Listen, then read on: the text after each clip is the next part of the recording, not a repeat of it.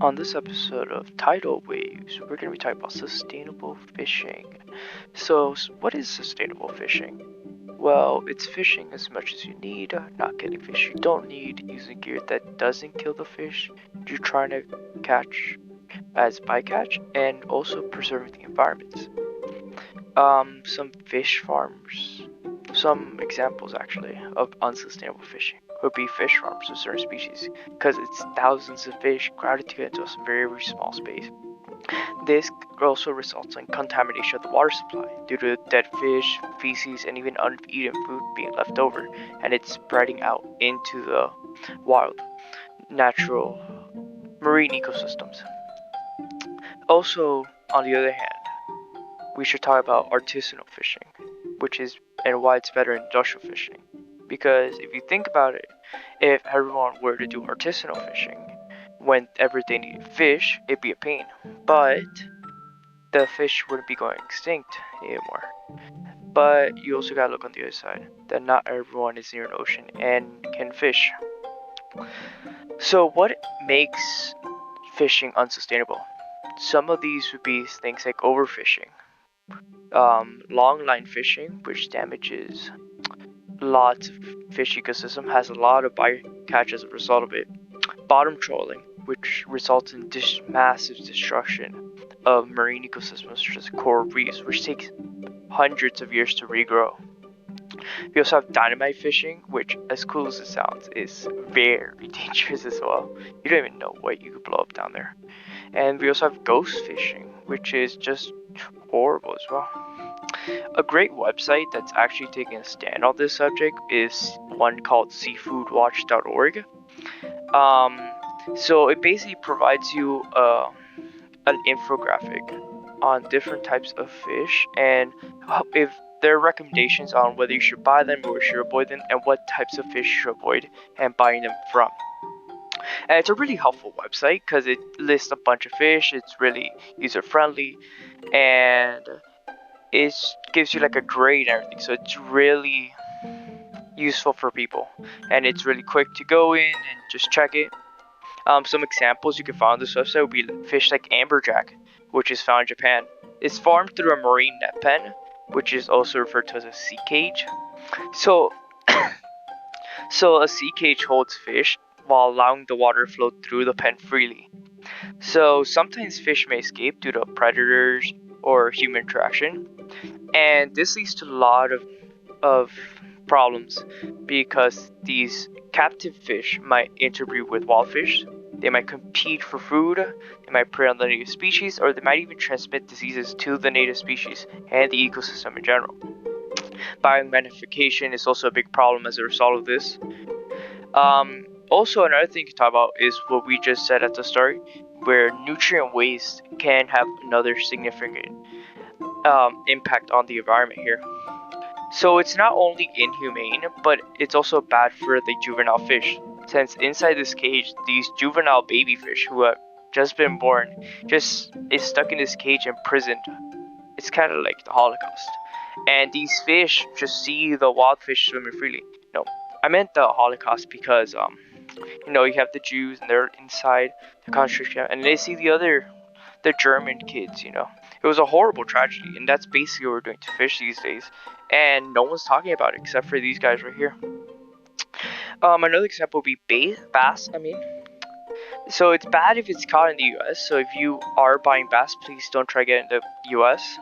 because it's caught with gill nets and stationary undercover pound nets, which also have a lot of byproduct as a result of it. Bycatch, I'm sorry about that. Another example would be catfish, which is bad to buy unless it's certified by Aquaculture Stewardship Council, the best aquaculture practices, or Natureland. So before you buy a fish, it's very recommended that you check if the species is endangered first of all.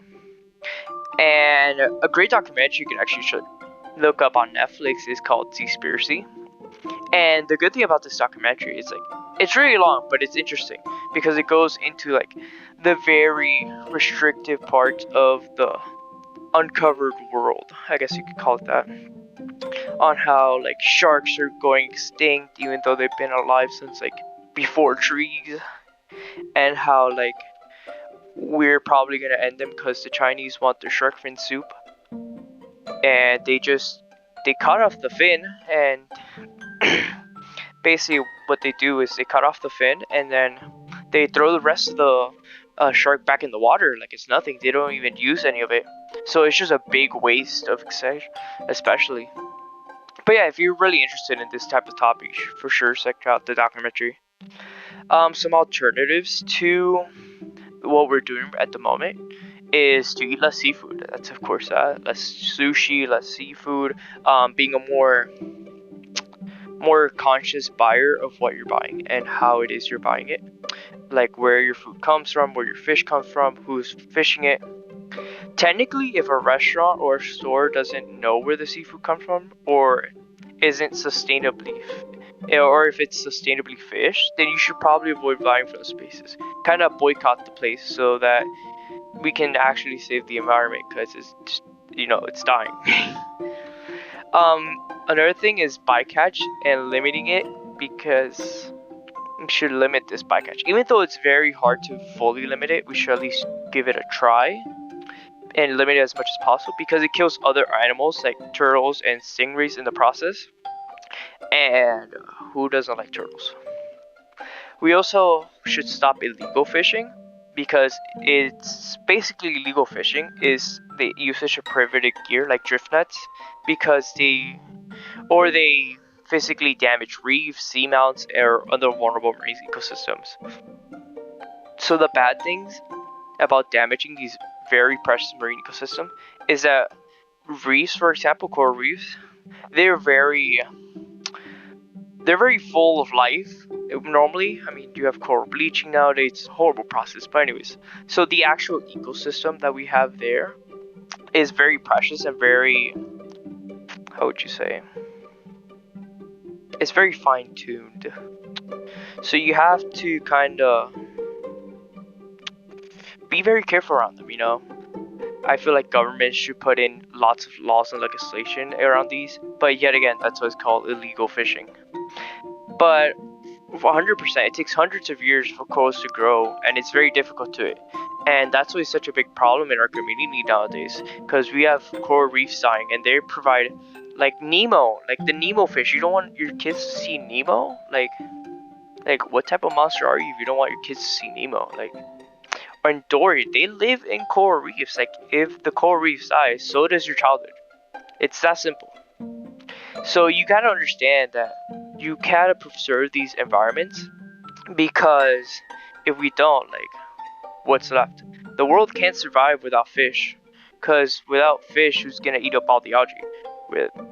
And who's gonna take care of all the phytoplankton? Who's gonna eat everything? No, we need the fish just as much as they need us, because really, we're kind of fucking them up right now. No, my bad. So we really need to help them out. Thank you.